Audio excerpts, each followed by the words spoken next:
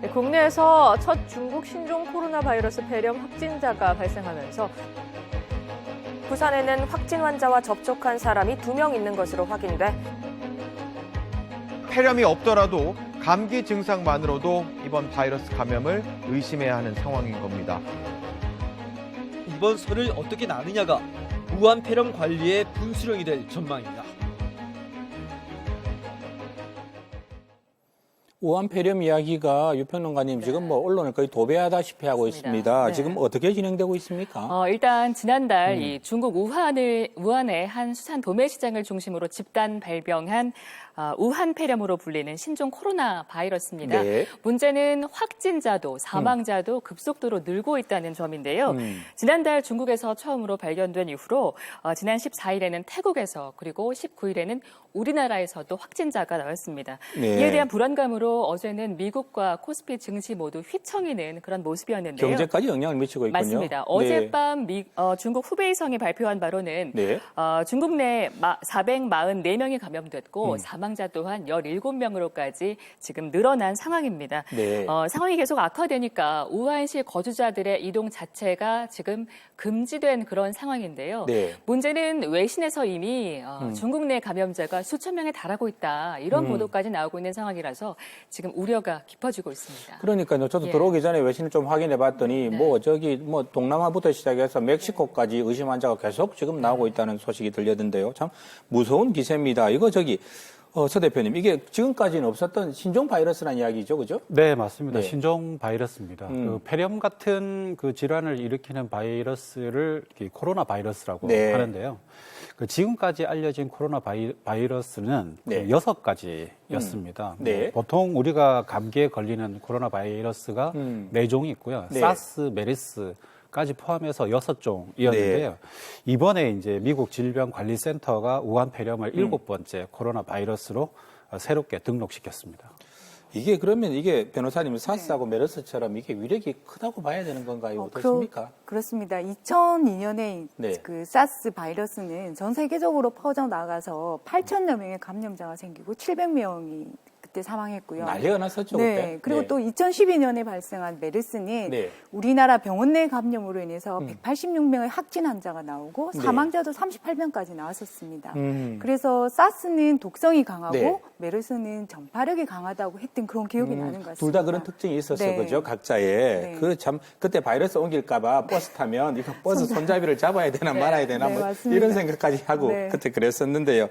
일단 그러면 그때와 마찬가지로 호흡기로 이게 전염이 되고 이게 감기 증상이고 그건 맞는 거죠? 네, 맞습니다. 감기처럼 열이 나고 기침도 난다고 합니다. 그 감염 후 증상 없이 14일 정도 네. 이게 잠복기도 거친다고 하거든요. 잠복기가 기네요. 근데 감기약 같은 일반 치료제로서는 도저히 낫기가 힘들고요. 네. 그렇게 버티다 보면 이제 사망까지 이르게 된다고 아하, 합니다. 특히 또 진단 역시 유전자 검사로만 바이러스 감염 여부가 확진되는 겁니다. 네. 전문의의 얘기를 한번 들어보시겠습니다.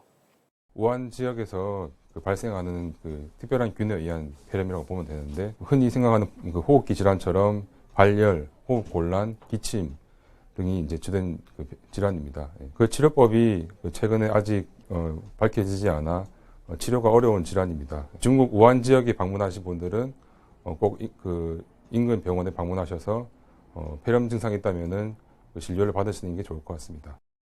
얼마 전에 우리나라도 확진 환자가 한 사람 있을 거고죠. 네. 이거 부산에 우리 사람들도 한 2분이 이게 의심 환자로 분류됐다 이런 이야기도 들리죠, 그죠? 맞습니다. 지난 19일에 우선 우한에서 인천 공항으로 들어온 네. 30대 중국인이 첫 확진자로 이제 확인이 됐고요. 네, 여행 온 사람이었죠, 그죠? 맞습니다. 네. 방역 당국이 이 여성과 함께 당시에 비행기를 타고 한국에 들어왔던 승객들과 승무원 그리고 공항 관계자들 44명을 추려서 검사를 했는데요. 네. 일단 이 중에서 16명 정도가 감염 가능성이 있는 걸로 확인이 됐습니다. 아하. 또 네. 문제는 이 중에서 2분은 또 부산에 거주하는 아하. 그런 네. 분들이었거든요.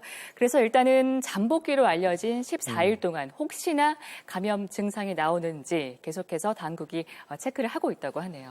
이게 뭐 음성으로 판정 나기를 저희들도 바라는 바고요. 문제는 이게 설 연휴가 끼어 있어서 그죠? 이거 해외나 국내에 떠나는 분들이 크게 늘어난단 말이죠. 네. 그게 이거 걱정입니다. 예, 맞습니다. 대륙의 이동이 춘정이라고 하죠. 중국의 춘제가 24일부터 30일까지. 네. 그리고 우리나라의 설이 27일까지 네. 있지 않습니까? 그래서 이번 이 기간에 엄청난 많은 분들이 이동을 하게 될 걸로 네. 보입니다. 그래서 이때 혹여 바이러스를 전달하지 않을까 지금 바짝 그 긴장을 하고 있고요. 네. 부산항과 김해공항 등이 지금 비상 상태라고 합니다. 그렇겠네요. 부산의 관문이니까요. 예, 입국장에 설치된 그 발열 적외선 카메라로 네. 계속 이제 꼼꼼히 체크를 하고 있습니다만 그때는 열이 나지 않았다가 나중에 이제 감염 사실을 알게 되면 이거 굉장히 큰 일입니다.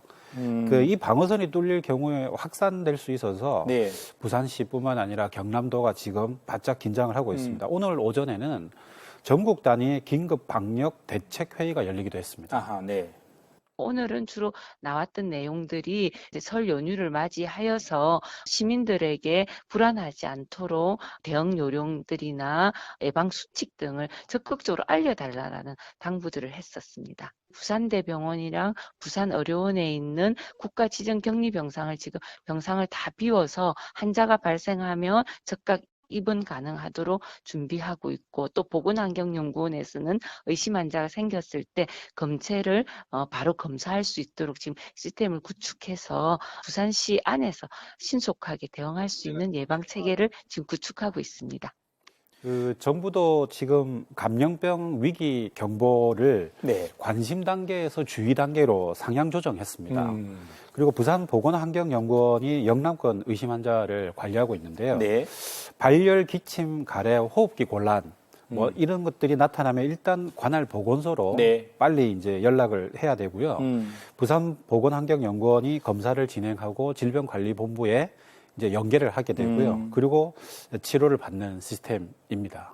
이게 뭐 좀 전에도 이야기하셨습니다만은 이게 뭐 이게 진단하기도 힘들고 네. 그래서 뭐 이게 감기 아니야 이러고 그냥 지내다가 이거 이렇게 우한 팬데믹으로 판정이 나면 이거 참 낭패겠습니다. 이거 맞습니다. 아마 이 방송을 보고 계신 모든 네. 분들이 그런 불안감을 갖고 계실 것 같은데요.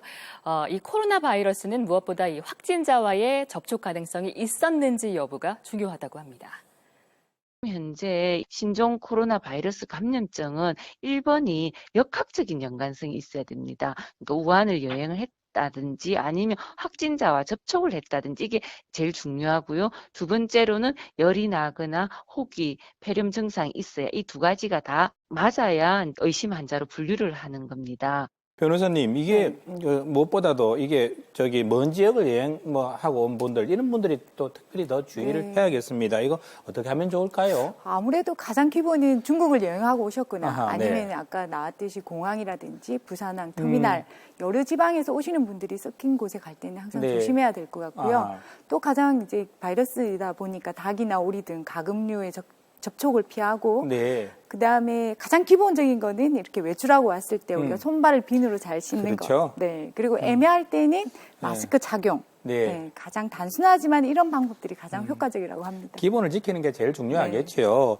이거 들어오는 기사들 보니까 이거 요 며칠 상간에 중국 여행 취소 사례가 급증하고 있다고 하던데 이거 지나친 공포는 안 되겠지만 그래도 안전수칙 준수, 예방이 무엇보다 중요하겠습니다.